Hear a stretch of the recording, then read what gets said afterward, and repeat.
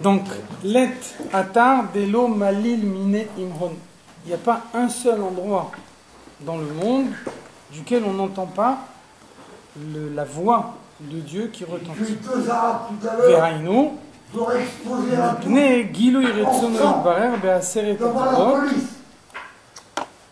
Le dévoilement des Aseret Adibrot, c'est le dévoilement de la volonté de Dieu. Chez En Klaluta Torah, on retrouve dans Aseret Adibrot l'ensemble de la Torah, chez Pnimiut Retsono Itbarer, qui est la volonté profonde de Dieu. Donc ça, c'est ce qu'on a vu la dernière fois. On a vu la différence entre Pnimiut Aratson et Chitzoniut Aratson. Chitzoniut Aratson, ça veut dire que des fois, on peut agir sous la contrainte. On peut faire quelque chose parce qu'on est obligé de le faire sans le vouloir réellement. On sait qu'il n'y a pas d'autre moyen d'obtenir le résultat qu'en faisant cette chose-là. Donc ça s'appelle Chitzoniyut Haratzon. Donc le Chitzoniyut Haratzon, c'est l'existence du monde. L'existence du monde, ça s'appelle Chitzoniyut Haratzon. Pas un mot, d'accord ? Le monde, il existe parce que c'est en créant un monde que Dieu, il peut faire en sorte que les mitzvot s'appliquent dans le monde. Donc ça veut dire, Chitzoniut Haratzon, c'est la possibilité d'avoir un keli, un endroit où la volonté de Dieu va se dévoiler. Amen. Pnimiut Haratzon, ça c'est la volonté véritable de Dieu. Ça, c'est la volonté qui ne subit pas la contrainte, c'est la volonté profonde. Donc Dieu, il crée le monde pour que les mitzvot soient accomplis dans le monde, et la matière du monde, elle existe pour pouvoir être utilisée pour accomplir les mitzvot. Ve'en sham hester panim klal. Qu'est-ce que c'est la différence entre pnimiut haratzon et chitzoniut haratzon? C'est que dans Chitzoniyut Haratzon, il peut y avoir Hester Panim.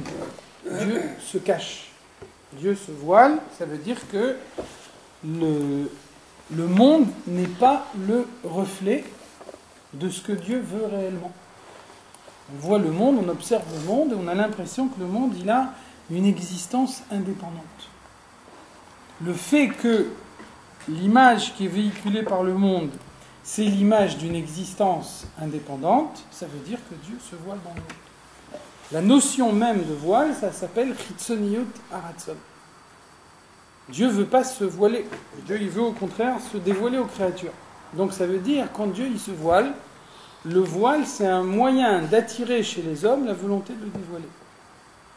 Donc le voile, par lui-même, Hester Panim, il s'appelle Chitzoniyut Haratzon. Pourquoi Dieu se voile? Pour attirer l'effort des hommes qui vont permettre d'accomplir la volonté de Dieu dans le monde.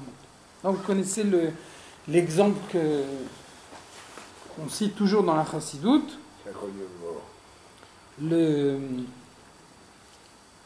L'Admour Azakan, il a sur les genoux Tzemar Tzedek, son petit-fils, qui est un petit garçon. Et donc l'Admour Azakan, il lui dit: où est ton grand-père? Et donc, il désigne du doigt plusieurs parties du corps de son grand-père.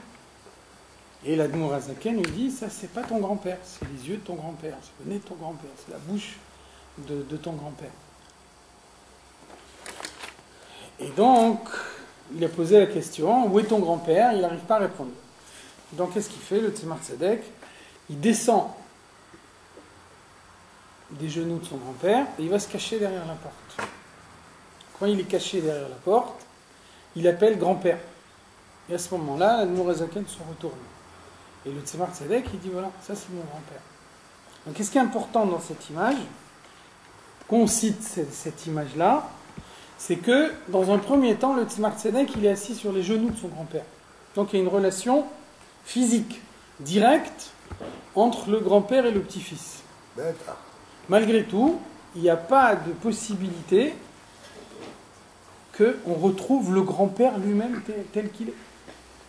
Quand est-ce qu'on retrouve le grand-père? Quand est-ce que l'Admour Azaken, il dit effectivement, ça c'est tu m'as trouvé, c'est au moment où le Tzemar Tzedek se cache derrière la porte. Donc se cacher derrière la porte, ça veut dire qu'il appelle, on ne voit pas qui c'est qui appelle. À partir du moment où on ne voit pas qui c'est qui appelle, quand l'Admour Azaken il se retourne par toute l'essence de lui-même. Donc c'est exactement la notion de Hester Panim qu'on a ici. Des fois, le voile, c'est l'étape préalable au dévoilement.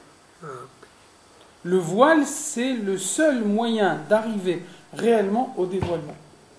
Lorsque vous avez une situation de départ qui est un dévoilement, à ce moment-là, parce que vous avez d'emblée le dévoilement, ce dévoilement, il est nécessairement partiel. Quand est-ce qu'on peut avoir un dévoilement total? Lorsqu'il y a une phase de voile au préalable. Si le monde il avait été créé de telle façon qu'à aucun moment Dieu se voile dans le monde reste toujours ce qu'il est. Donc le monde il aurait vécu comme s'il était une partie de Dieu. Une mitzvah qu'on accomplit dans le monde, c'est presque, si on peut dire, une mitzvah que Dieu il accomplit lui-même. C'est-à-dire chose qui n'a pas grand intérêt. Dieu, il se donne une mitzvah à lui-même. Donc, quand est-ce que la mitzvah des hommes, elle peut avoir une valeur réelle? À partir du moment où Dieu, il se voile. Le fait que Dieu, il se voile, ça veut dire qu'il appelle chez les hommes la volonté de le dévoiler. Cette volonté de le dévoiler, c'est Pnimiyut Haratzon. Donc, vous voyez que ce n'est pas contradictoire de dire que le voile, c'est Chitzoniyut Haratzon, alors que le dévoilement, c'est Pnimiyut Haratzon, parce qu'en réalité, le voile et le dévoilement, malgré ce qu'on pourrait penser, ce n'est pas deux situations opposées. Le voile, c'est la phase préalable du dévoilement. De la même façon que l'amour et la haine ne sont pas deux sentiments opposés. Au contraire. Le contraire de l'amour, c'est l'indifférence. Et des fois, l'amour, elle engendre la haine. Donc, ne pas aimer quelqu'un, c'est rester indifférent à ce quelqu'un. Haïr quelqu'un, c'est une réaction négative. Cette réaction négative, c'est aussi un moyen de se positionner par rapport à quelqu'un. Oui. Donc, c'est aussi une certaine forme d'amour. Donc, de même que la haine, c'est de l'amour négatif, de la même façon, le voile, c'est un dévoilement négatif. Et on a besoin du dévoilement négatif pour arriver au dévoilement véritable. Donc ça, c'est ce qui s'est dévoilé dans le monde au moment de Matan Torah. La situation normale du monde, c'est le voile, tel que Dieu l'a créé au moment de la création. Au moment de Matan Torah, Dieu introduit dans le monde le dévoilement. Dans les termes de la Chassidout, il y a un verset qui nous dit Asara, Asara, Beshekel HaKodesh. Donc Asara, Asara, ça veut dire que le but de la création, c'est d'introduire les 10 commandements dans les 10 paroles de la création. Qu'est-ce que c'est les 10 paroles de la création? C'est ce qui est à l'origine du voile. Qu'est-ce que c'est que les 10 commandements? C'est ce qui est à l'origine du dévoilement. Introduire les 10 commandements dans les 10 paroles de la création, ça veut dire remettre le voile à sa place réelle, c'est-à-dire faire que le voile y soit la phase préalable du dévoilement. Quand les 10 commandements sont introduits à l'intérieur des 10 paroles de la création, là, le monde se dévoile. On voit pourquoi la matière a été créée, le monde cesse d'être un voile. Moshe Katouv, on dit dans la Tfila, Ki be'or panecha natata lanu Torah Traim. Donc ça veut dire Torah Traim. La Torah qui nous permet de vivre, la Torah qui nous permet de dévoiler Dieu dans le monde. Quelle est son origine? Or panecha. Panecha, panim. Panim, ça veut dire pnimiyut. Ki be'or panecha natata lanu Torah Traim. La Torah, elle vient du niveau de pnimiyut. Chitzoniyut, ça existait déjà avant Matan Torah. Pourquoi on a besoin de Matan Torah? Pour ne pas se contenter de Chitzoniot et pour introduire dans le monde Pnimiyut. Velachen hayub betelim bimtziut mamash. Donc, qu'est-ce qui s'est passé au moment de Matan Torah? Ce qui s'est passé, c'est que le dévoilement, il est venu à l'initiative de Dieu et il n'est pas venu après un effort des hommes. Dans la mesure où ça vient à l'initiative de Dieu, où il n'y a pas au préalable un effort des hommes, les hommes ne sont pas capables de le supporter. C'est comme aussi l'exemple connu, vous avez quelqu'un qui est dans une chambre noire, vous le sortez de la chambre noire et vous lui envoyez un rayon de lumière, il est aveuglé. Ça veut dire que la lumière qui est conçue pour éclairer, elle fait exactement le contraire d'éclairer, elle aveugle. Inversement, si quand il sort de la chambre noire, vous lui envoyez un tout petit peu de lumière et qu'ensuite vous augmentez progressivement l'intensité de la lumière que vous lui envoyez, alors vous arrivez à une intensité très forte de lumière sans l'aveugler. Donc c'est quoi la différence? Dans un premier temps, c'est venu tout d'un coup, donc ça dépassait ses capacités d'intégration, il n'a pas pu l'intégrer. Comme il n'a pas pu intégrer, alors il a rejeté. Ce qui aurait dû l'éclairer, il l'a en fait aveuglé. Dans le deuxième cas, c'est venu petit à petit. Et donc, au fur et à mesure que la lumière, elle augmente, lui, il intègre la capacité d'augmenter cette lumière. Donc, c'est exactement ce qui se passe dans le monde. Au moment de Matan Torah, Dieu dévoile ce qui va se passer quand le Mashiach viendra. Je rappelle que tout ce chapitre, le but, c'est de nous montrer ce qui se passera quand Mashiach viendra. De quelle façon, tout ce qui va se dévoiler dans le monde avec l'avenue du Mashiach, c'est le résultat de ce que nous, on accomplit maintenant. Donc, on a dit, Kvaraya Leolamim. L'avenue du Mashiach, elle ne va pas créer vraiment une situation nouvelle, elle va pérenniser quelque chose qui s'est dévoilé dans le monde de façon éphémère au moment de Matan Torah. Donc là, maintenant, on insiste justement sur ce caractère éphémère. Comment on voit que c'était éphémère? Parce que Hayub Telim Mimtziut Mamash. La preuve que c'était éphémère, c'est qu'ils n'ont pas pu le supporter. Donc d'un côté, Dieu il leur montre le résultat vers lequel on doit aboutir. D'un autre côté, Dieu il dit attention, quand est-ce que ce résultat sera un véritable résultat? Quand ce sera le fruit de vos efforts à vous. Si c'est le fruit de vos efforts, à ce moment-là, vous pouvez le supporter et vous pouvez l'intégrer profondément. Par contre, si ce n'est pas le fruit de vos efforts, c'est quelque chose qui est plaqué dans le monde, que Dieu envoie à l'initiative de Dieu, sans qu'il y ait rien qui corresponde dans le monde, alors à ce moment-là, Bétélé, Mimtiut, Mamash, les hommes perdent l'existence. Non seulement la volonté de Dieu de résider dans le monde n'est pas satisfaite, mais plus encore, le monde n'est plus habitable. Les hommes ne peuvent plus supporter l'existence dans le monde. Donc là, on arrive exactement au résultat inverse de ce que Dieu a voulu dans la création. Donc là, on a tout le processus de la création qui est décrit. Dans un premier temps, Dieu il crée le monde selon des voies naturelles. Dans un monde qui est créé selon des voies naturelles, Dieu est voilé. Donc, comme Dieu est voilé, il peut y avoir des générations qui s'écartent complètement de la volonté de Dieu. Et dans Pirkei Avot, Ayou Machisin ou Baïn, chaque génération, elle se révoltait contre Dieu plus que la génération précédente. Ensuite, on arrive à Matan Torah. Matan Torah, ça veut dire on fixe le but vers lequel on doit tendre. Seulement, ce but n'est un but que dans la mesure où les hommes contribuent à l'obtenir. Donc ce qui se passe au moment de Matan Torah, ce n'est pas quelque chose qui peut transformer le monde. Dès que Matan Torah est fini, le monde reste ce qu'il était avant. La preuve, juste après Matan Torah, il y a le veau d'or.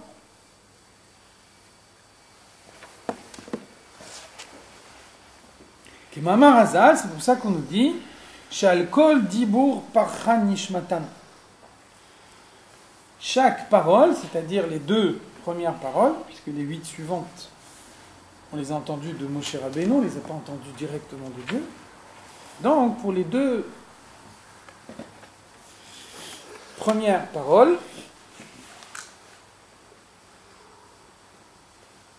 quand Dieu parle, qu'est-ce qui se passe? Les hommes perdent la vie. Un neshama quitte le corps. Exactement ce qui se passe dans le cas de la mort. Comment est-ce que Dieu les reconduit à la vie? Et là, Dieu les fait vivre. Il s'agit à proprement parler de Triat Ametim. Alors pourquoi? Pourquoi est-ce qu'on a besoin que Dieu par lui-même, au moment où Dieu par lui-même, les Neshamot ne peuvent pas le supporter, elles quittent le corps, et après Dieu les fait revivre, et on nous précise comment il les fait revivre, Betal Tria, c'est-à-dire en employant la technique qu'il va utiliser dans le monde futur, quand le Mashiach viendra. Alors vous voyez que ça on peut le comprendre après ce qui a été dit avant. Si dans Matan Torah il n'y avait pas eu Triat Ametim, Matan Torah n'aurait pas été complet. Le but de Matan Torah, c'est d'annoncer ce qui va se passer dans le monde quand Mashiach viendra. Donc, toutes les phases de la venue du Mashiach doivent être annoncées également dans Matan Torah. La venue du Mashiach, on a dit, c'est 2 périodes. Une période que Olam Keminago Noeg, le monde reste ce qu'il est, mais la matière du monde a été transformée. Alors ça, c'est le premier temps de Matan Torah. On entend la voix de Dieu qui jaillit de tous les côtés du monde. Après, deuxième période de la venue du Mashiach, Shinoi Bema Ase Breshit. Il y a un changement dans la création, et à ce moment-là, il y a Triat Ametim, c'est le premier changement dans la création, c'est-à-dire qu'on a déjà vu Triat Ametim à titre individuel, ou même pour un groupe, mais là on voit Triat Ametim qui est dans le monde entier, qui est pour toute l'humanité entière. Donc ça s'appelle Shinoi Bema Ase Breshit. Donc ça aussi, c'est d'annoncer au moment de Matan Torah. Donc vous voyez que le but de Matan Torah, c'est de définir l'objectif vers lequel on doit tendre. Vous demandez quelque chose à quelqu'un, vous confiez un travail à quelqu'un, avant de lui définir le travail proprement dit, d'abord il faut lui définir l'objectif vers lequel il doit tendre. Après, dans un second temps, vous pouvez lui dire de quels moyens il dispose. Mais s'il sait de quels moyens il dispose, mais il ne sait pas quel est son but, il ne peut rien faire. Donc vous voyez bien que vous voulez définir un travail à quelqu'un, vous voulez définir une mission à quelqu'un, la première chose que vous devez lui définir, c'est le but final, l'objectif vers lequel on doit tendre. Donc ça c'est Matan Torah. Matan Torah, on nous définit l'objectif final. Après, Moshe Rabbeinu, il reste 40 jours supplémentaires sur la montagne, et pendant ces 40 jours, après avoir défini l'objectif final, on définit les moyens. Les moyens, c'est les mitzvot. Chaque mitzvah, elle a un impact spécifique sur la matière du monde. Lorsque l'ensemble des mitzvot ont été accomplis, toute la matière du monde a été transformée, et là, on arrive au résultat final.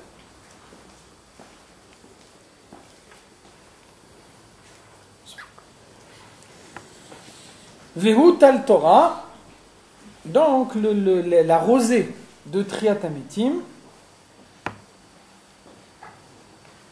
elle s'appelle également Tal Torah, la rosée de la Torah. Donc ça veut dire 2 choses.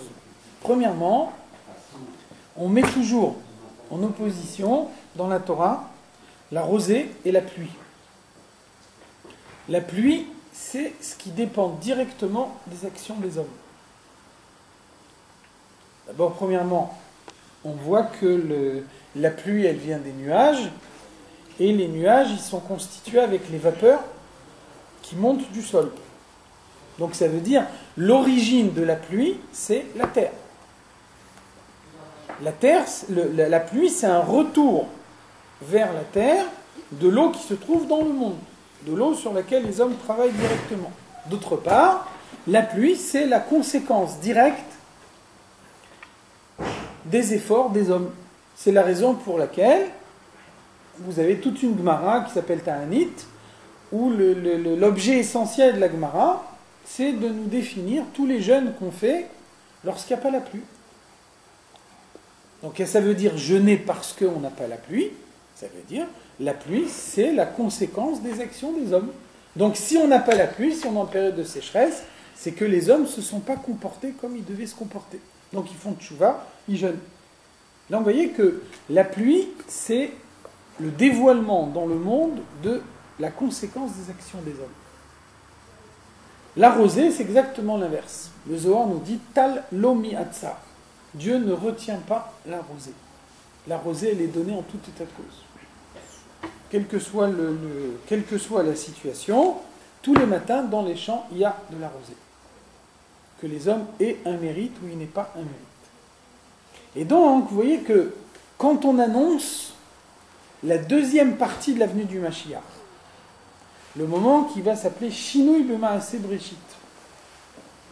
Donc, pour nous définir quel est ce Shinui, quel est ce changement qui va se passer dans le monde, on prend l'image de la rosée.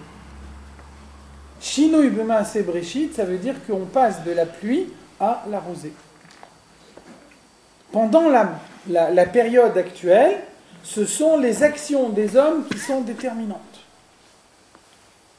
Un homme, il accomplit une mitzvah de plus, cette mitzvah, elle peut modifier complètement sa perception du Mashiach. Quand le Mashiach viendra, c'est fini. Là, la situation est bloquée, et donc là, les actions des hommes n'ont plus aucun impact. On n'a plus la possibilité de vérifier si quand un homme fait une action, il l'a fait parce qu'il est sincère, ou bien il l'a fait parce que le Mashiach est venu, et qu'il faut faire quelque chose pour recevoir le dévoilement du Mashiach. Donc, quand le Mashiach viendra, les actions des hommes n'ont plus aucun impact. Donc là, la pluie est remplacée par de la rosée. Pour annoncer cette chose-là, d'ores et déjà, quand il y a Triat HaMetim, au moment de Matan Torah, donc quand Dieu annonce la deuxième période de l'avenue du Mashiach, il utilise la rosée. Ça fait partie de la définition de l'objectif. Vos actions sont importantes dans un premier temps. Pourquoi ? Parce que dans un second temps, elles seront plus importantes du tout. Et c'est ça ce qui fait toute leur importance pendant la première période. C'est parce que dans la première période, elles sont très importantes, qu'après, dans la seconde période, on passera à autre chose. Et là, il n'y aura plus les actions des hommes. Donc vous voyez comment le Tanya, il nous montre ici comment tout le découpage de Matan Torah, il correspond exactement à la définition de l'objectif à atteindre, qui est le but de Matan Torah. Donc ça, c'est le premier point. C'est l'idée même de la rosée. Deuxième point, le Tanya nous dit Tal Torah. Qu'est-ce que ça veut dire Tal Torah ? Pourquoi la rosée, elle est comparée à la Torah ?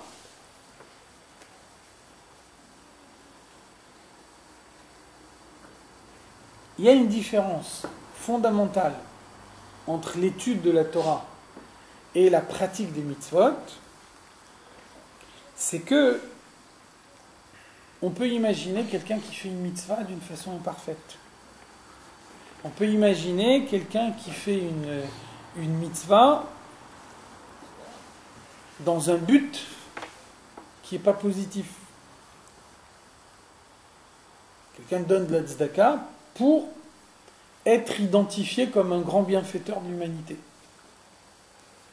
Tout son but au moment où il accomplit la mitzvah, c'est la renommée personnelle que la mitzvah va lui donner. Dans ce cas-là, qu'est-ce qu'on dit ? Que la mitzvah n'a pas été accomplie de la façon la plus parfaite. Inversement, qu'est-ce qu'on dit de l'étude de la Torah ? Halo kodvari ka'esh, la Torah elle est comparée au feu. Ma esh eno mekabel tuma, af divrei Torah ena mekablim tuma. L'étude de la Torah ne peut jamais devenir impure. Ça veut dire qu'un homme peut avoir une mauvaise intention au moment où il étudie la Torah. Il étudie la Torah pour que tout le monde le considère comme un Talmid Chacham, il étudie la Torah pour pouvoir attaquer des Talmidei Chachamim, tout ce que vous pouvez imaginer. Son intention est mauvaise, et bien que son intention est mauvaise, la Torah elle-même n'a pas été modifiée. La Torah, elle descend dans le monde en restant identique à ce qu'elle est là-haut. Donc c'est ça l'idée de Tal Torah. La venue du Mashiach, c'est le moment où on passera du voile au dévoilement, au moment où on passera de Ratson Chitzoni à Ratson Pnimi, c'est-à-dire Dieu se dévoilera dans le monde tel qu'il est réellement.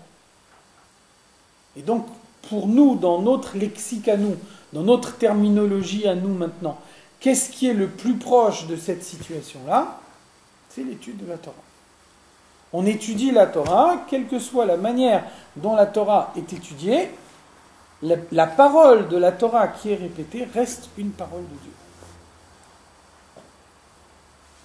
La parole de Dieu telle qu'elle est dans Chochma de Hatzilut ou telle qu'elle se dévoile dans le monde matériel, elle n'a pas été modifiée. Elle reste la même parole, elle ne peut pas devenir impure, même chez l'homme qui a une intention impure au moment où il étudie.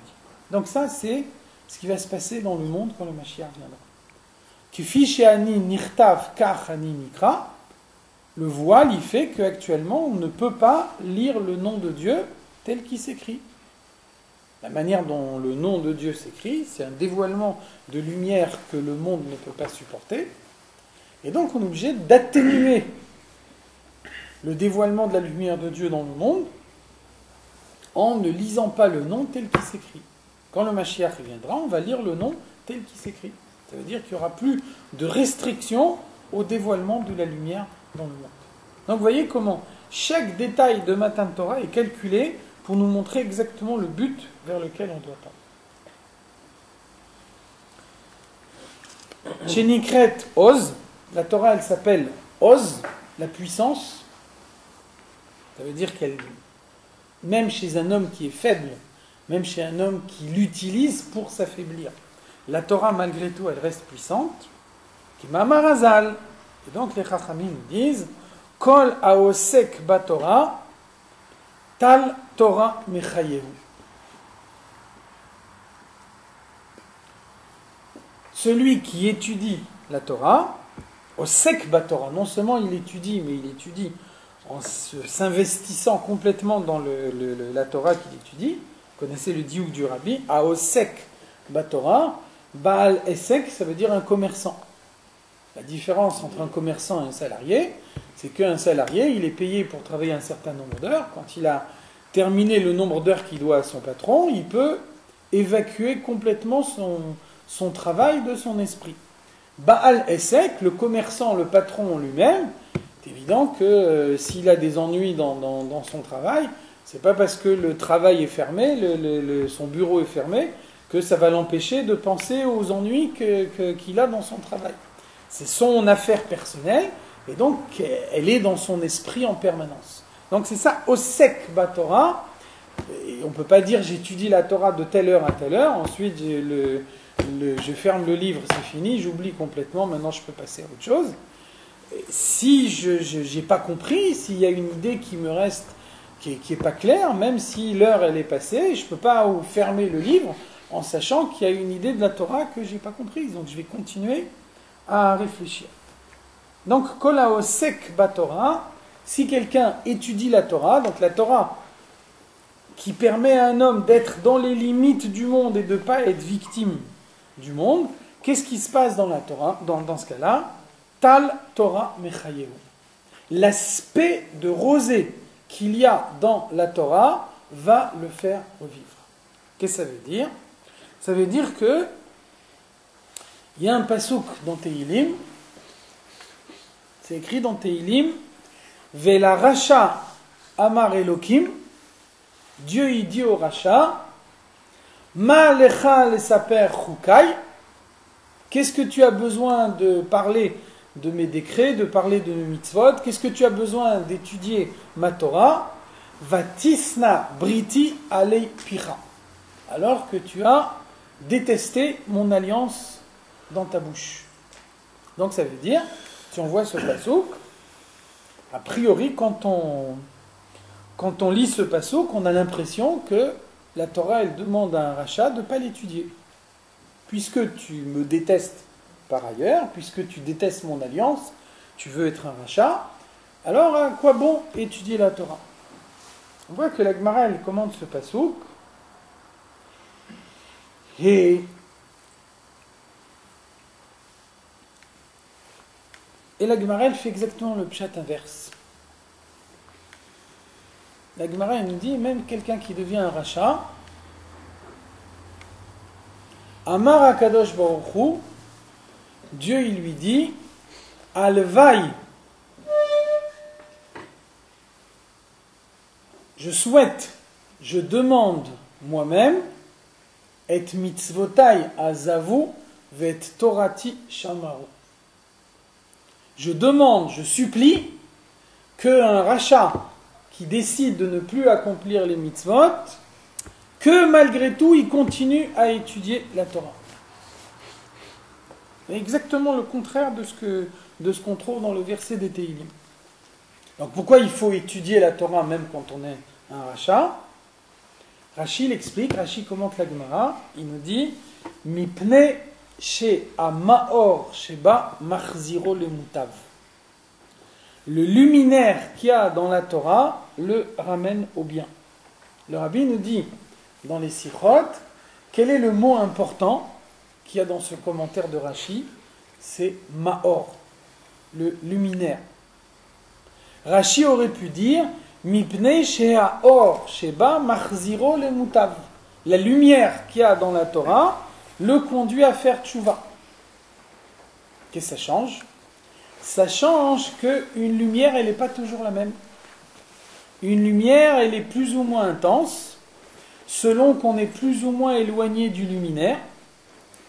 Et donc, si Rashi nous avait dit à or sheba machziro le mutav, la lumière qu'il y a dans la Torah, elle le ramène au bien. Si Rashi avait employé le mot or au lieu du mot maor, ça aurait été un moyen de dire il y a des gens qui sont perdus. Il y a des gens qui sont tellement éloignés que la lumière telle qu'elle arrive chez eux, c'est une lumière complètement réduite. Et là, c'est fini. On ne peut plus rien faire pour eux.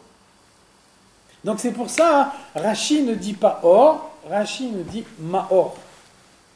Étudier la Torah, c'est pas étudier la lumière de Dieu, c'est étudier le luminaire de Dieu. Le luminaire, il est toujours identique.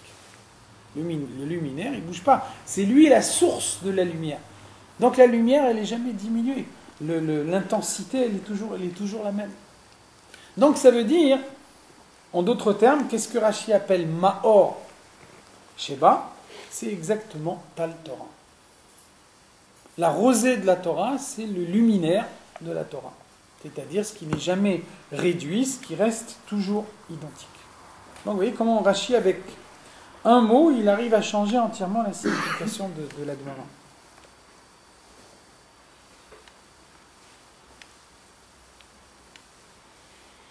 Rabbi dit que vous voyez que des fois il y a des sirotes dans lesquelles le Rabbi explique Rashi. Vous voyez que des fois sur 3 mots de Rashi on peut trouver 10 pages d'explication. Donc le Rabbi pose la question, si vraiment on dit que tout ce qui est écrit dans les sirotes de Rashi, Rashi il a vraiment pensé à ça au moment où il a écrit son Pirush. Ça veut dire qu'il aurait fallu 2000 ans pour écrire son Pirush. Chaque fois qu'il écrit 3 mots, il a dans l'esprit tout ce qui est écrit dans 10 pages de l'Écoute Sichot. Donc le Rabbi nous dit, c'est possible que toutes les explications qu'on donne sur Rashi dans les Sichot, Rashi lui-même, il n'a jamais pensé. Donc qu'est-ce que ça veut dire? Ça, c'est la définition même de Ruach HaKodesh.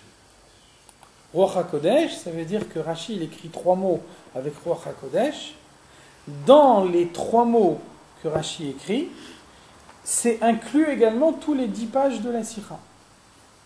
Mais ça ne veut pas dire que Rashi le fait de façon consciente. Ça, c'est la différence entre la prophétie et Ruach HaKodesh.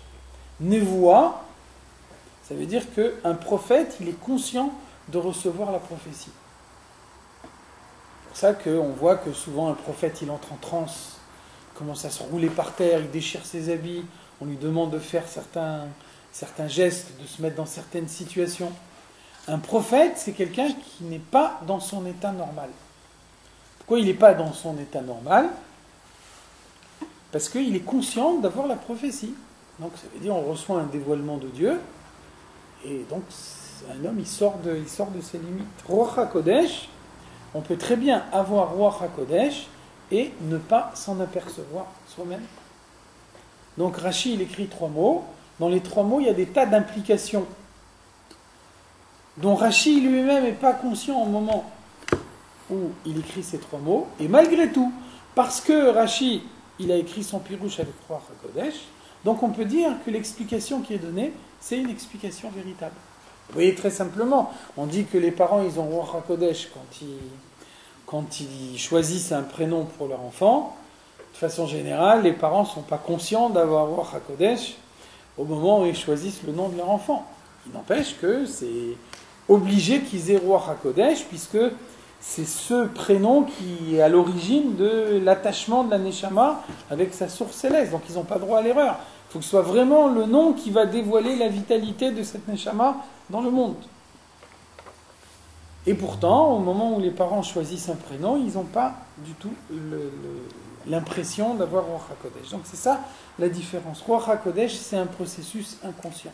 C'est la raison pour laquelle on peut trouver des tas d'explications sans pour autant dire que celui qui a donné l'explication, il était conscient de tout ça.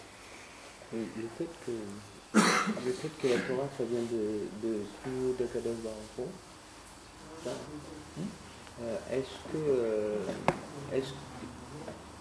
comment dans le processus ça permet de lever le voile qui vient de l'extérieur d'un Kadosh Baruch Hu, parce que le voile il vient de l'extérieur, de la création du monde. Parce que la Torah, elle descend dans le monde sans avoir été modifiée par rapport à ce qu'elle est là-haut. Donc ou bien on accepte la vie du monde, et donc la vie du monde, c'est le voile. Ou alors, on base sa vie sur la Torah. Et à ce moment-là, la Torah, elle se projette dans le monde en étant exactement identique à ce qu'elle est là-haut. Celui qui vit à travers la Torah, celui qui regarde le monde avec les yeux de la Torah, il ne subit pas le voile du monde.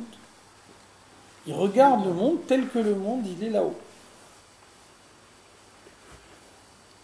Il y a une histoire, on dit qu'une fois, il y a le beau-frère du Rabbi Rachab qui est venu le voir, pas à l'autre. Il a dit, voilà, les médecins ils viennent de faire une découverte. Ils ont trouvé qu'il y a un nerf dans la tête qui permet à la fois de réfléchir et de se rappeler. C'est la raison pour laquelle, quand on réfléchit, on a tendance à baisser la tête. Quand on veut se rappeler, on a tendance à lever la tête. C'est-à-dire que selon les cas, on incline le nerf ou dans un sens ou dans l'autre. Et donc, le Rabbi Rachab, d'abord, il était très énervé parce qu'il s'est lavé les mains, il faisait très attention de ne pas faire d'interruption entre le moment où il faisait Netilat Yadayim et le moment où il faisait Motzi. Donc son beau-frère, il arrivait juste à ce moment-là, il a interrompu et il n'était pas content. Et donc après, quand il a fait Motzi, il est allé dans sa bibliothèque et il a sorti un manuscrit du Moyen-Âge. Un manuscrit de Kabbalah qui n'est pas imprimé. Et donc il a montré que dans ce manuscrit, c'est écrit, dans les mondes supérieurs, on voit qu'il y a telle et telle chose qui se passe, et donc on peut en déduire que dans le monde matériel, un homme il a un nerf qui sert à ça, et que dans... Donc il a dit, tu vois, voilà, parce que la médecine elle a découvert maintenant, ça fait des centaines d'années qu'on le sait dans la Torah. Donc ça veut dire, la Torah elle se projette dans le monde, en dévoilant la réalité du monde, même à un moment où le monde lui-même il n'est pas conscient de cette réalité. Donc quelqu'un qui prend la Torah comme guide de son existence, il ne subit plus le voile. C'est-à-dire qu'il peut vivre dans un endroit obscur, mais même s'il vit dans un endroit obscur, la Torah lui donne tous les repères qui lui permettent de fonctionner comme si pour lui il faisait clair. Donc en même temps, il vit dans l'obscurité du monde et en même temps il vit dans un monde clair. Mais ce que je veux savoir, c'est est-ce que ça crée une bulle spéciale, ou est-ce que ça lève le voile? Non, tu ne peux pas dire une bulle. Si c'est une bulle, ça veut dire que le but de la création, il n'a pas été rempli. Le but de la création, c'est pas de vivre dans une bulle. Au contraire, le but de la création, c'est de transformer le monde. Donc ça veut dire le fait d'utiliser la matière du monde de la manière dont elle doit être utilisée, c'est transformer le monde. Et donc le fait que nous, on ne voit pas avec nos yeux ce qu'on a fait, c'est une limite dans nos yeux. C'est pas une limite dans ce qui se passe réellement dans le monde. Rak she'acharkar garam achet. Et donc, ça c'est ce que Matan Torah il est venu dévoiler dans le monde, mais malheureusement, juste après Matan Torah, il y a eu la faute du veau d'or. Et donc la faute du veau d'or, elle a fait revenir le monde en arrière. Ve nit gashmu. Le monde est redevenu matériel. Qu'est-ce que ça veut dire? Ça veut dire que à l'époque d'Adam Arishon, quand il y a eu la faute Chet Tzadat Tovara, l'effet de la faute d'Adam Arishon a été de mélanger le bien et le mal dans le monde. Dieu a créé le monde de telle façon que dans le Gan Eden, il y avait le bien d'un côté et le mal de l'autre. À partir du moment où Adam et Chava ont fait la faute, le bien et le mal se sont mélangés dans le monde. Depuis la faute de Adam Arishon, il n'y a plus de bien absolu et il n'y a plus de mal absolu. Tout est mélangé. C'est la raison pour laquelle on voit que dès qu'ils ont fait la faute, Dieu les chasse du Gan Eden. Et donc, comment Dieu explique qu'il les chasse du Gan Eden? Pen yishlach yado be'etz achayim vechai leolam. De peur que l'homme, comme il a mangé du Etz Hadaat, il va manger également du Etz Achayim, et là il va vivre éternellement. Donc il faut vite le chasser du Gan Eden avant qu'il ait la vie éternelle. Mais c'est difficile à comprendre. Si l'homme y vit éternellement, qu'est-ce qu'il y a de dramatique à vivre éternellement? De toute façon, Mashiach viendra, on vivra éternellement. Donc pourquoi ne pas donner l'avenue du Mashiach d'ores et déjà depuis le début de la création? Pourquoi il faut vite le chasser du monde, du Gan Eden avant qu'il mange le Etz Achayim? Donc c'est ça l'explication. Le bien et le mal sont mélangés dans le monde. Si Adam mange du Etz Achayim, à ce moment-là, le mélange du bien et du mal dans le monde devient définitif. Donc c'est pour ça qu'il faut vite le chasser du Gan Eden avant qu'il mange le Etz Achayim. Quand il est à l'extérieur du Gan Eden, il réalise le tikkun. Qu'est-ce que ça veut dire le tikkun? Ça veut dire séparer le bien du mal. Ensuite, une fois que le bien et le mal sont séparés dans le monde, là, à ce moment-là, il peut manger le Etzraïm. S'il mange le Etzraïm à ce moment-là, il va pérenniser le bien et le mal va disparaître. Par contre, si le bien et le mal sont encore mélangés dans le monde et qu'à ce moment-là, Adam Arishon, il mange le Etzraïm, c'est fini. Là, le mélange entre le bien et le mal dans le monde devient un mélange définitif. Donc, pour nous dire que le bien et le mal se sont mélangés dans le monde, le Midrash nous dit Yarda Zuhama Leolam. Il y a une crasse spirituelle, on pourrait dire, qui s'est abattue sur le monde. Le monde est devenu plus grossier que ce qu'il était au moment de la création. Dieu a créé le monde avec un certain degré de finesse, et là, le monde est devenu beaucoup plus grossier, beaucoup plus matérialisé.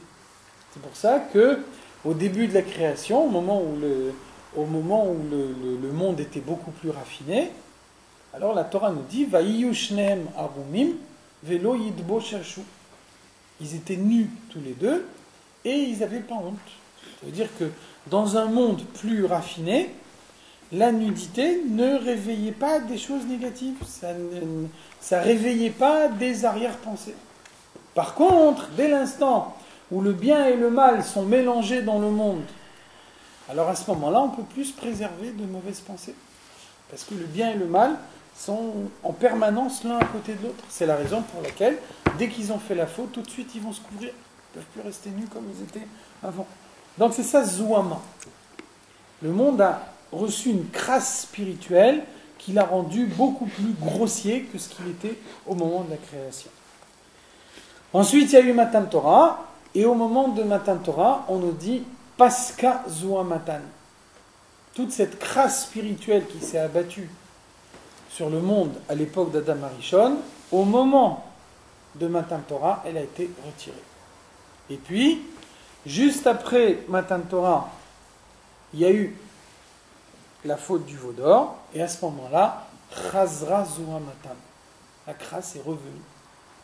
On est revenu, le monde est revenu à l'état où il était au moment de la faute d'Adam Arishon. Donc, qu'est-ce que ça veut dire par rapport à ce qu'on a dit avant? Ça veut dire que tout ce qui se passe avant Matan Torah, c'est uniquement une phase préalable, on dit. À partir de Matan Torah, on rentre dans l'existence véritable du monde. Quand on rentre dans l'existence véritable du monde, dans un premier temps, Dieu nous fixe un objectif. Il nous dit ce qu'il faut faire. Donc on montre le but, comment le monde y sera quand il sera raffiné. Qu'est-ce qui va se passer quand Mashiach reviendra? Quels sont tous les détails de l'avenue du Mashiach? Qu'est-ce qui va se passer dans chacune des périodes? Une fois qu'on a fini l'objectif final, maintenant il faut rentrer dans le travail concret. Donc le monde, il redevient l'endroit où il faut travailler, il redevient l'endroit dans lequel le bien et le mal sont mélangés. Seulement maintenant on a les outils, maintenant on a les instruments qui permettent de séparer l'un et l'autre, de faire le tikkun. Jusqu'au moment où le tikkun sera entièrement réalisé, et là à ce moment-là, quel résultat on aura? On le sait, puisqu'on l'a déjà vu.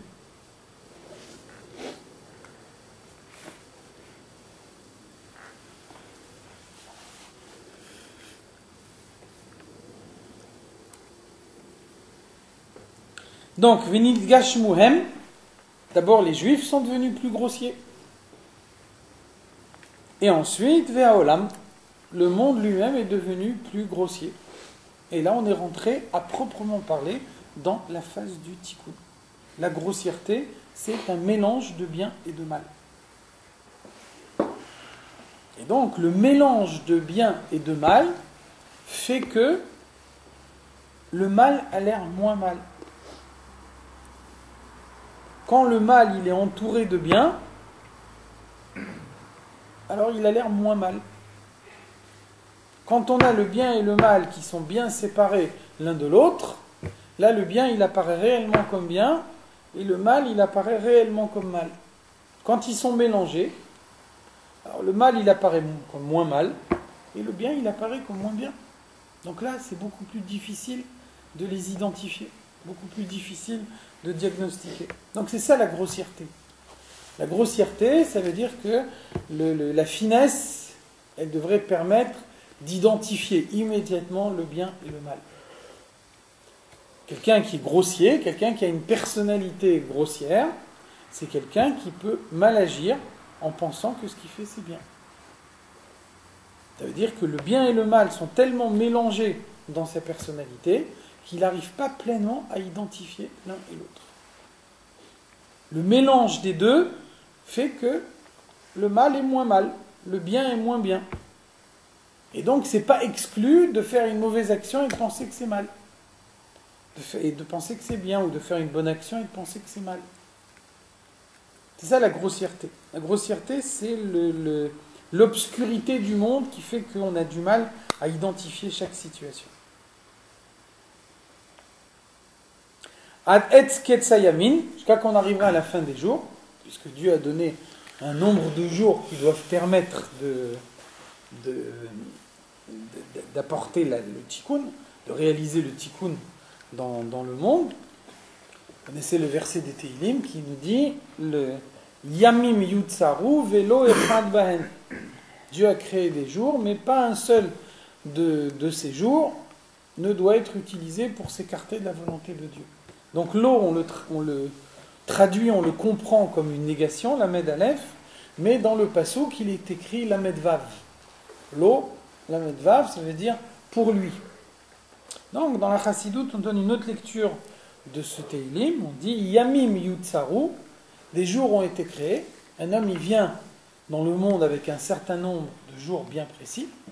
Dès l'instant où sa neshama elle descend dans le monde, on sait que sa neshama elle est descendue pour tant de jours.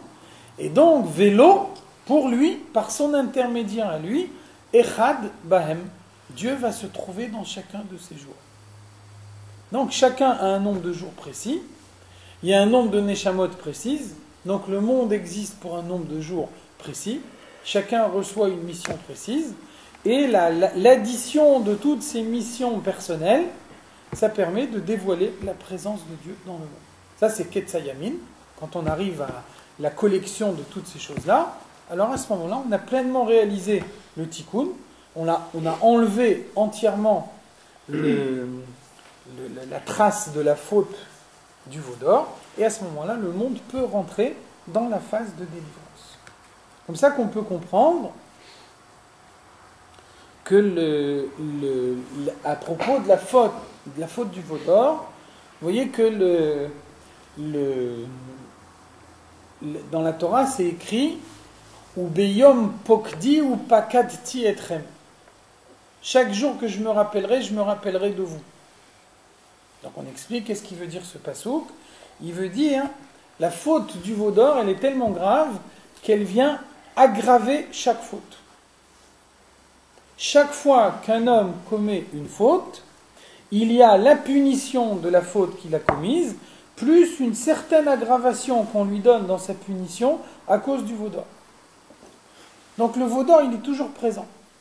Pendant toute l'existence du monde, à tout moment, le veau d'or, il est là, et chaque fois qu'il se passe quelque chose dans le monde, on aggrave un petit peu la chose qui va se passer à cause du veau d'or. Pourquoi ?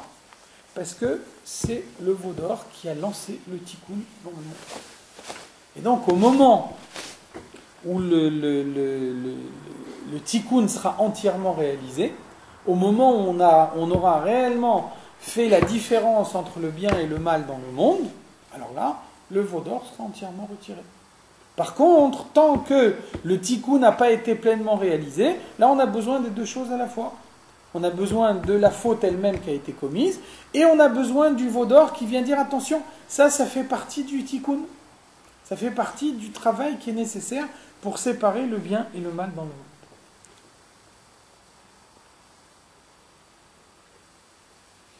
Qu'est-ce qui se passera quand on aura terminé le travail ? À ce moment-là, le corps physique et le monde seront raffinés. C'est-à-dire que un peu plus haut, on avait dit Nidgashmu hem ve'aolam. La faute du veau d'or, elle a eu un impact sur les hommes et sur le monde. Donc, lorsque on aura entièrement racheté la faute du veau d'or, alors Izdacher Gashmiut Aguf, les hommes vont recevoir l'élévation, ve'aolam, et le monde également va recevoir l'élévation.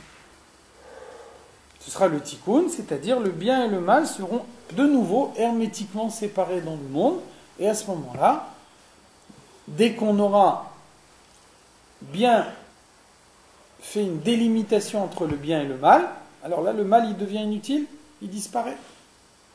De même que la clipa, l'écorce, elle est utile tant que le fruit n'est pas arrivé à maturité. Au moment où le fruit il est mûr et il est prêt à être consommé, la clipa, l'écorce, elle ne sert plus à rien, elle tombe. Tant que le fruit n'est pas mûr, on a besoin de l'écorce. Seulement, l'écorce, elle est collée au fruit. Alors, on ne sait pas bien qu'est-ce qui est le fruit, qu'est-ce qui est l'écorce. Après, quand le fruit il est mûr, là, l'écorce, elle tombe. De la même façon, tant que le tikkun n'est pas terminé dans le monde, on a du mal à identifier qu'est-ce qui est bien, qu'est-ce qui est mal. Au fur et à mesure qu'on utilise les objets matériels du monde pour le service de Dieu, le tikkun, il se fait de plus en plus. Nous, on ne le voit pas. Mais le résultat, il est là. Ce n'est pas parce qu'il y a un manque dans notre perception que la chose, elle ne se fait pas concrètement dans le monde. Nous, on ne le voit pas, mais quand même, le tikkun, il se fait au fur et à mesure. Vous connaissez l'image du Rabbi Maharaj. Le Rabbi Maharaj, il dit, chaque fois qu'un homme il fait un birour, chaque fois qu'il sépare le bien et le mal dans le monde, alors le birour qu'il a fait, il est mis dans un coffre. Et la clé de ce coffre se trouve dans la poche de chacun. Donc c'est quoi l'image ? L'image, c'est de dire d'un côté ça se trouve dans un coffre, le coffre il est fermé, donc ce qui est à l'intérieur du coffre, je ne le vois pas, le coffre il est fermé, mais d'un autre côté, j'ai la clé de ce coffre dans ma poche. Donc je sens bien que ce qui est à l'intérieur de ce coffre, ce n'est pas quelque chose qui est éloigné de moi. J'ai le coffre, j'ai la clé dans la poche, à n'importe quel moment, je pourrais aller ouvrir le coffre et voir ce qu'il y a dedans. Donc ça veut dire, de la même façon que celui qui a la clé du coffre dans la poche, il est rassuré, même si concrètement il ne voit pas ce qu'il y a à l'intérieur du coffre. Donc le fait que nos yeux ne sont pas capables de capter ce qui se passe dans le monde au moment où on réalise un birour dans le monde, ça ne change rien au birour qui est effectivement réalisé dans le monde. Donc ça, c'est le processus qui a été introduit dans le monde par le veau d'or. Vous avez l'objectif final qui a été fixé, vous avez les moyens, les instruments qui vous permettent d'aller vers l'objectif final. Maintenant, on se met en situation en réel. Et donc, on travaille en réel, on sépare le bien et le mal en réel jusqu'au moment où on a entièrement séparé. Et là, à ce moment-là, on arrive à l'aboutissement. On arrive à l'objectif tel qu'il nous a été montré au moment de Matan Torah. Veyuchlu lekabel giluy or Hashem. À ce moment-là, quand le Mashiach viendra, on pourra recevoir la lumière de Dieu, à la différence de Matan Torah. Au moment de Matan Torah, quand on a reçu la lumière, les Neshamot, elles ont quitté les corps, ils sont morts. Il a fallu les faire revivre, parce qu'ils n'étaient pas prêts à recevoir un tellement grand dévoilement. Par contre, quand le Mashiach viendra, et qu'il y aura eu cet effort de chacun pour pouvoir séparer le bien et le mal dans le monde, pour réaliser le tikkun, alors à ce moment-là, on recevra la lumière, chez Yahir le Israël, qui va éclairer le peuple juif, aliadé à Torah, grâce à la Torah, puisque c'est la Torah qui nous permet d'ores et déjà, à l'heure actuelle, de vivre dans un monde obscur, comme si ce monde il était lumineux. Et donc, grâce à la Torah, quand le Mashiach viendra, on ne sera pas dépaysé, on saura exactement ce qu'il faut faire, parce que la Torah nous guide d'ores et déjà maintenant, et nous indique ce qu'il faut faire. Chez Nikret Oz, comme on a dit avant, que la Torah s'appelle la puissance, ça veut dire, même dans une situation de faiblesse, même dans une situation d'obscurité, quelqu'un qui s'en remet à la Torah, quelqu'un qui accomplit chaque chose comme la Torah le demande, alors il a la lumière. Israël, parce que les Juifs auront à ce moment-là une lumière très forte, parce que les Juifs, avec toutes les mitzvot qu'ils auront accomplies pendant l'ensemble des générations, alors ils auront la lumière qu'ils n'arrivaient pas à supporter dans le monde au moment de Matan Torah, là ils arriveront à la supporter. Alors à ce moment-là, il y a Gia Chosher Aumot. La lumière des Juifs va parvenir aux autres nations, et même les autres nations également vont être éclairées. Donc là on parle de la première période de l'avenue du Mashiach, pendant laquelle il y aura encore des goïms. Dans la deuxième période, il n'y a que les chassidés Umot Haolam. Dans la première période, il peut y avoir encore tous les goïms. Et donc, à propos de l'avenue du Mashiach, de la première période du Mashiach, on dit le Ul Ovdo Shechem Echad. Même les goïms vont se mettre épaule contre épaule, tous unis, pour pouvoir servir Dieu également. Donc, qu'est-ce qui donne aux goïms la force de servir Dieu quand le Mashiach viendra?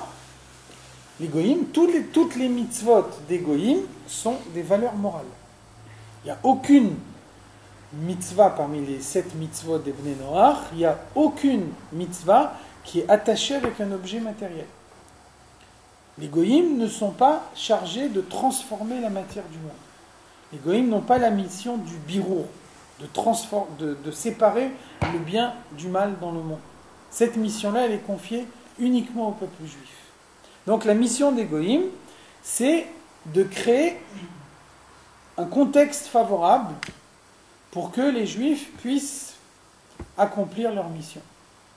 Donc les juifs, eux, ils travaillent sur la matière du monde, ils séparent le bien et le mal dans la matière du monde. Les goïms, eux, ils sont là pour que le contexte soit favorable et qu'au moment où un juif veut faire son travail, veut faire le tikkun dans le monde, il n'y a pas d'obstacle qui se dresse sur son chemin. Le Mashiach arrive, l'avenue du Mashiach, elle dépend du birour qu'on a accompli dans le monde. Les goïms, ils n'ont accompli aucun birour. malgré tout, on nous dit que dans la première période de la venue du Mashiach, il y aura encore des goïms. Donc comment ils sont là, les goïms? Avec quoi ils sont là? Puisque eux, ils n'ont pas transformé la matière du monde. Donc la réponse, c'est que la lumière de Dieu qui aura été dévoilée par les Juifs, elle sera suffisamment puissante pour éclairer également les goïms. Et on peut dire aussi que le fait qu'un goy il accomplisse ses mitzvot, ça veut dire qu'il crée un terrain favorable. Quand il crée un terrain favorable, un juif peut accomplir plus facilement ses mitzvot à lui. C'est logique, c'est légitime. Qu'une partie des mitzvot qui ont été accomplies par les juifs, parce que les goïms leur ont simplifié la vie, que les goïms, à leur tour, ils vont profiter de cette simplification qu'ils ont apportée. Donc, dans un premier temps, les goïms également, ils vont recevoir la lumière et donc participer à la venue du Mashiach. C'est pour ça que le verset nous dit Ve'alchu goïm leorecha. Les goïms vont avancer à ta lumière à toi, la lumière des juifs, pas de lumière des goïms, puisque eux ne transforment pas la lumière, la matière du monde. Par contre, les goïms peuvent recevoir une partie de la lumière des juifs. Donc, le verset nous dit Bet Yaakov, maison de Yaakov, lechu venelcha beor Hashem. On va avancer avec la lumière de Dieu. Ça veut dire avancer avec la lumière de Dieu, ça veut dire on ne va pas la garder pour nous-mêmes, on va la dévoiler dans le monde entier.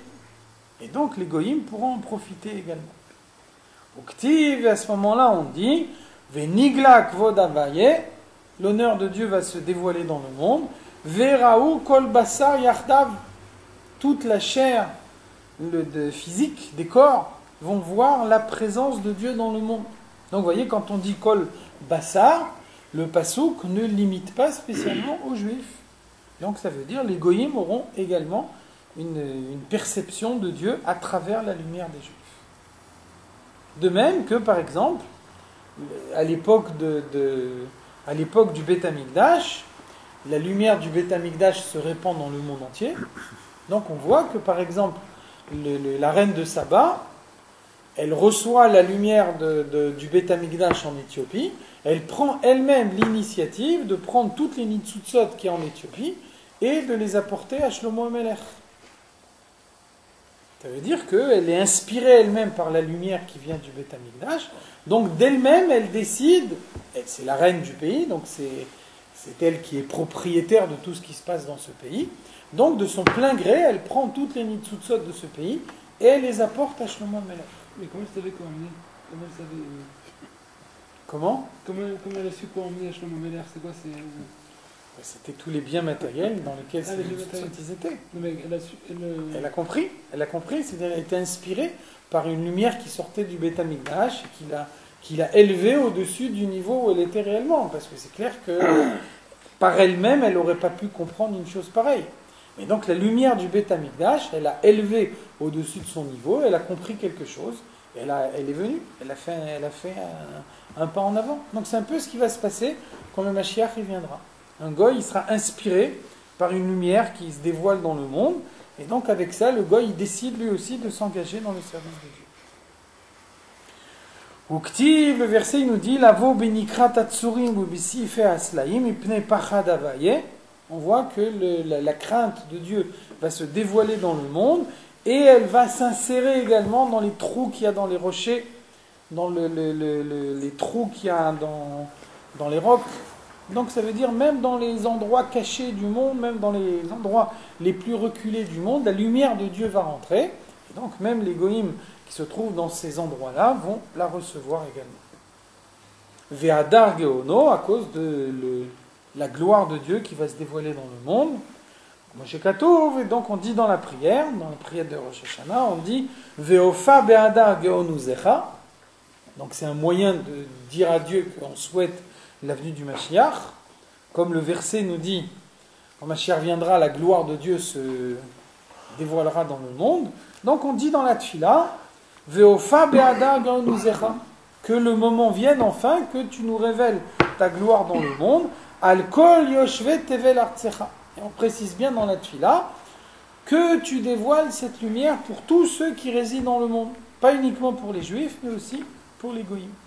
Ça veut dire que les goïms recevront également la lumière de Dieu. Donc ça, c'est dans la première période de la venue du Mashiach, puisque dans la première période de la venue du Mashiach, Olam keminhago noeg, le monde continue à se comporter comme il se comporte à l'heure actuelle. Ça veut dire que comme il y a du mal actuellement dans le monde, il y aura encore du mal dans la première partie de la venue du Mashiach. C'est pour ça que quand le Mashiach viendra, on aura 3 villes de refuge supplémentaires. Si on a besoin de villes de refuge, ça veut dire qu'il y a des criminels dans le monde. S'il y a des criminels, ça veut bien dire que le mal existe encore. Ensuite, il y a la deuxième partie de la venue du Mashiach. Et donc, dans la deuxième partie, et roach atuma avir mina haaretz. Là, le mal disparaît du monde. À ce moment-là, qu'est-ce qui se passe? Il y a des goïms qui ne sont pas des chassidés ou motaolam. Ils ont une neshama qui vient des klipot atmeot. Une klipa dans laquelle il n'y a que du mal, il n'y a pas du tout de bien. Au moment où le mal disparaît, ces goïms-là disparaissent également. Par contre, les chassidés ou motaolam, eux, ils ont une neshama qui vient de klipat noga. Dans klipat noga, il y a du bien et du mal.